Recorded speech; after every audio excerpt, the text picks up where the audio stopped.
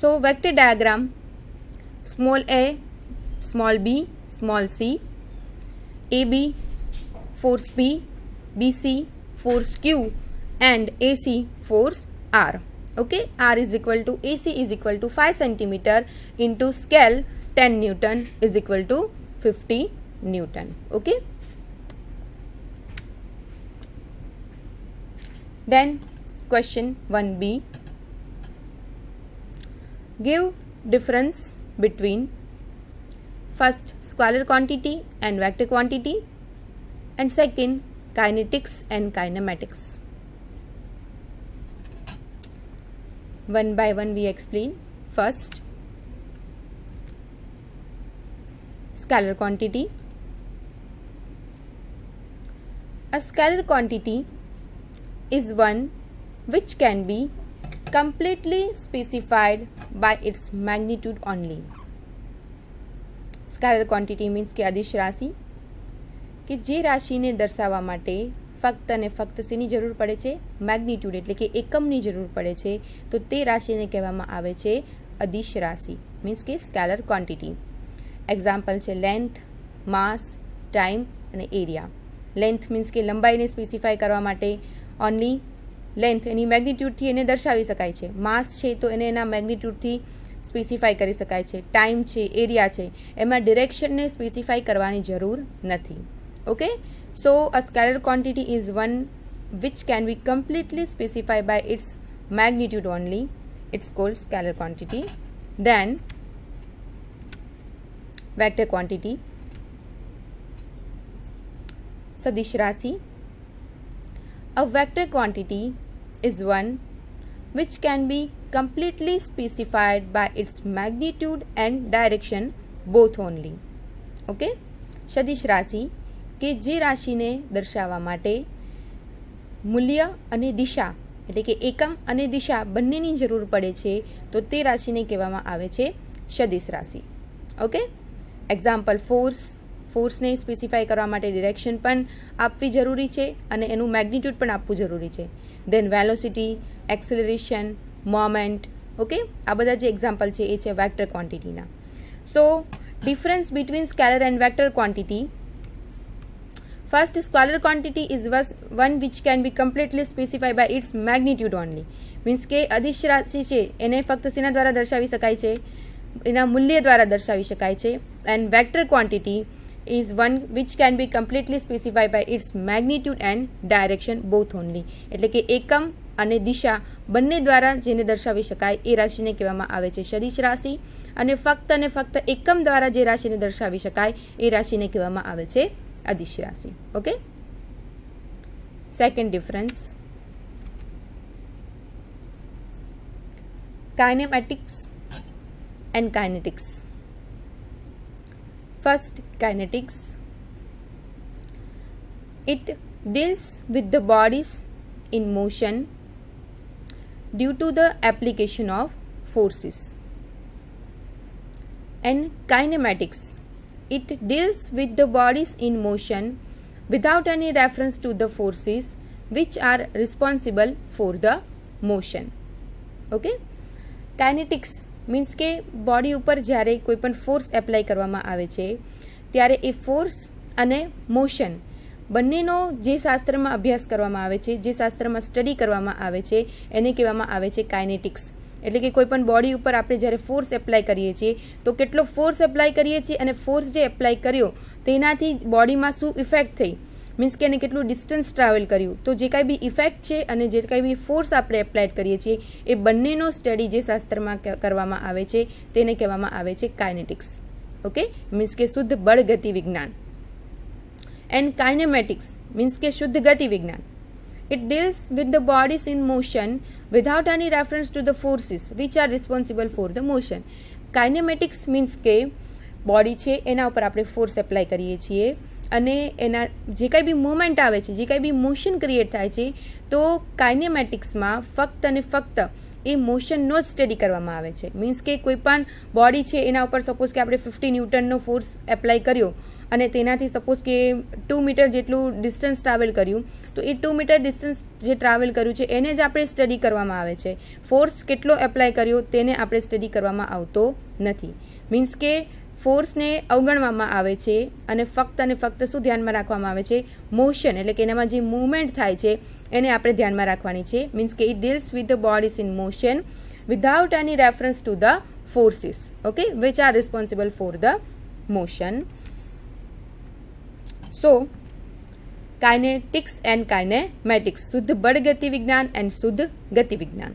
Okay, then question 1c, find the resultant of two forces 100 kilonewton in 80 kilonewton acting at a point. The forces are acting away from the point and make an angle of 120 degree with one another. બે બળો આપેલા છે, 100 kilonewton અને 80 kilonewton. એક બિંદુએ બંને બળો ગતિ કરે છે. બંને વચ્ચેનો એંગલ આપણને આપેલો છે 120 ડિગ્રી અને આપણે ફાઇન્ડ કરવાનું છે resultant force. Okay, here P is equal to 100 kilonewton, Q is equal to 80 kilonewton and theta is equal to 120 degree.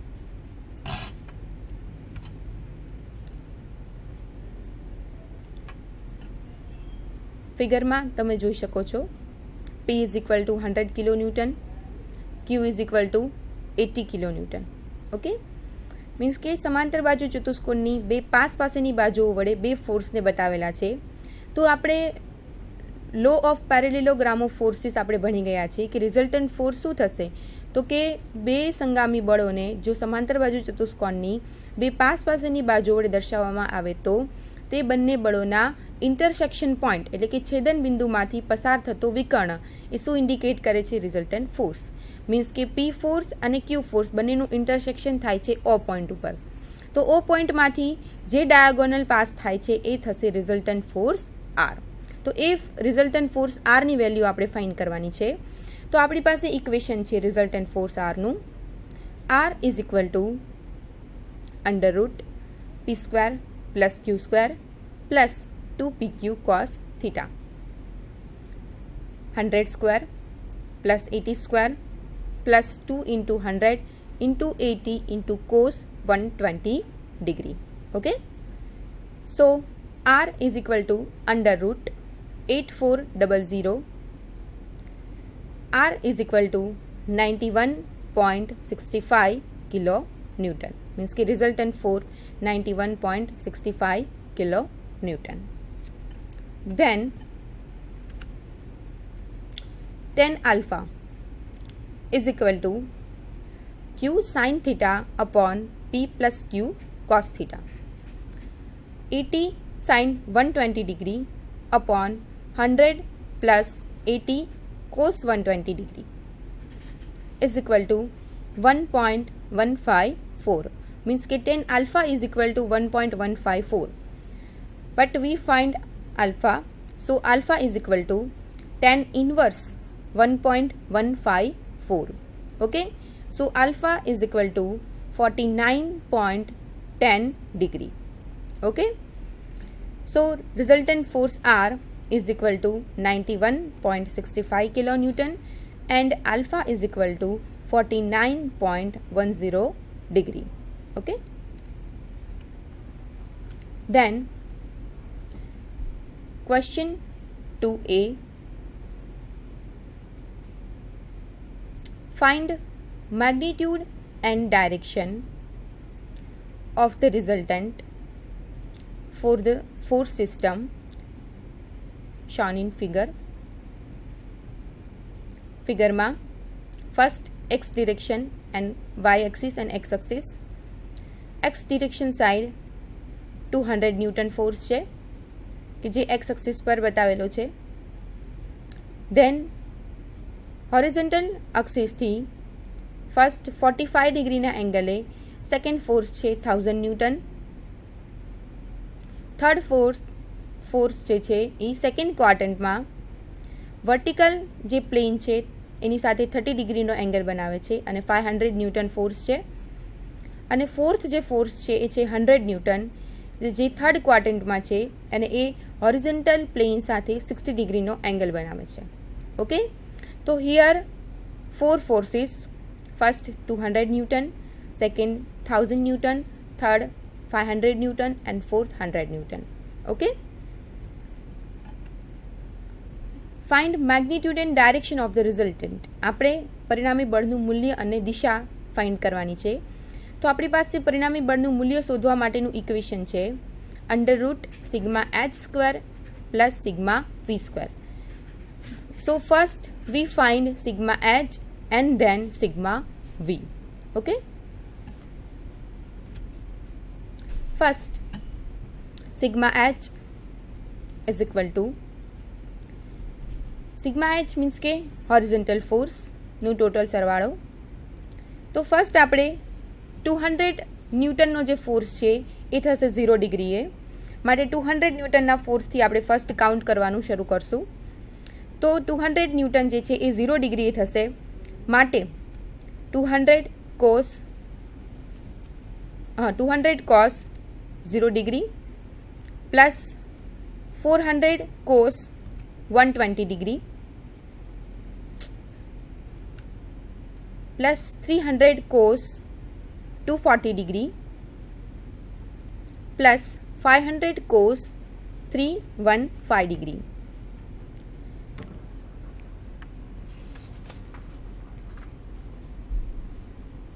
We explain.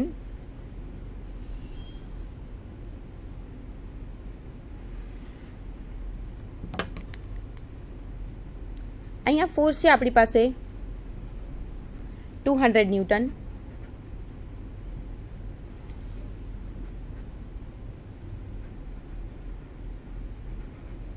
Newton કે જે હોરિઝોન્ટલ પ્લેન સાથે 45 ડિગ્રીનો એંગલ બનાવે છે. ઓકે, અહીંયા થર્ડ ફોર્સ છે કે જે 30 ડિગ્રીનો એંગલ બનાવે છે વર્ટિકલ પ્લેન સાથે 500 ન્યૂટન. દેન ફોર્થ ફોર્સ છે કે જે 60 ડિગ્રીનો એંગલ બનાવે છે 100 ન્યૂટન. ઓકે, તો ફર્સ્ટ અહીંયા આવશે 0 ડિગ્રી, અહીંયા 90 degree, here 180, here 270 and 360 degree circle complete. Okay, તો first we find σ(h). σ(h)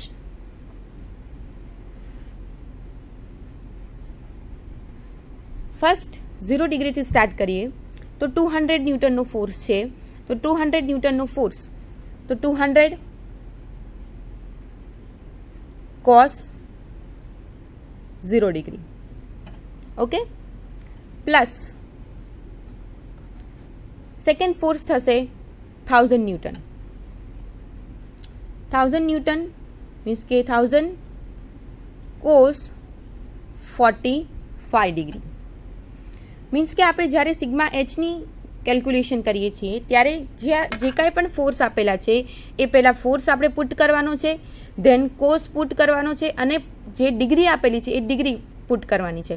કે 200 ન્યૂટન જે છે એ 0 ડિગ્રી આપેલું છે માટે 200 cos 0 પ્લસ સેકન્ડ ફોર્સ જે છે એ 1000 ન્યૂટન છે પણ એ હોરિઝોન્ટલ એક્સિસથી 45 ડિગ્રીના એંગલે આવેલો છે માટે આપણે 0 ડિગ્રીથી કાઉન્ટ કરીએ તો આટલો એંગલ થશે 45 ડિગ્રી માટે 1000 cos 45 degree. Okay, then third force છે 500 ન્યૂટન. તો first force 500, then cos and degree between 0 degree and force 500 newton means કે આટલી ડિગ્રી. ઓકે, તો અહીં સુધીની ડિગ્રી છે એ 90 થશે પ્લસ કેટલા કરવાના છે 30 ડિગ્રી. ઓકે, તો 90 + 30 = 120 ડિગ્રી. ओके, तो first 200 cos 0 degree plus 1000 cos 45 degree plus 500 cos 120 degree. Then fourth force 100 Newton. So first we put 100, then cos, and then degree between 0 degree and 100 Newton force. Means કે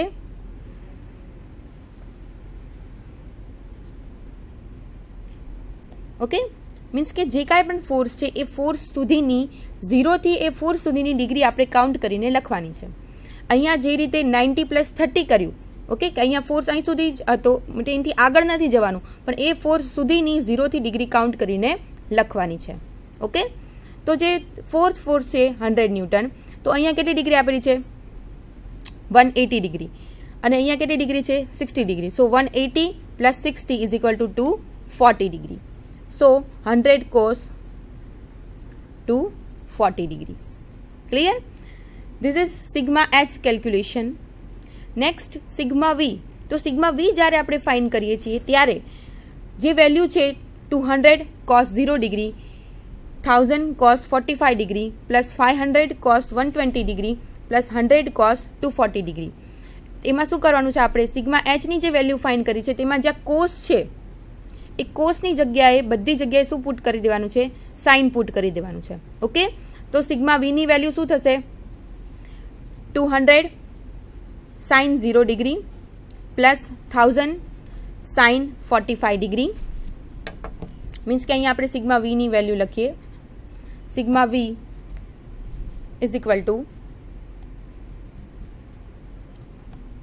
200 sin 0 degree plus 1000 sin 45 degree plus 500 sin 120 degree plus 100 sin 240 degree. Okay, sigma H જે રીતે find કર્યું એમાં જ્યાં cos છે ત્યાં બધી જગ્યાએ શું મૂકી દીધું આપણે, સાઇન મૂકી દીધું, બાકી બધી જે વેલ્યુ છે એ સેમની સેમ જ રહેશે. ઓકે, તો સિગ્મા એચ અને સિગ્મા વી એ બંનેની વેલ્યુ ફાઇન્ડ કરીને ક્યાં પુટ કરવાની છે, કયા ઇક્વેશનમાં પુટ કરવાની છે, resultant force આરના ઇક્વેશનમાં. Okay, so resultant force R = √ sigma h² plus sigma v². So resultant force R is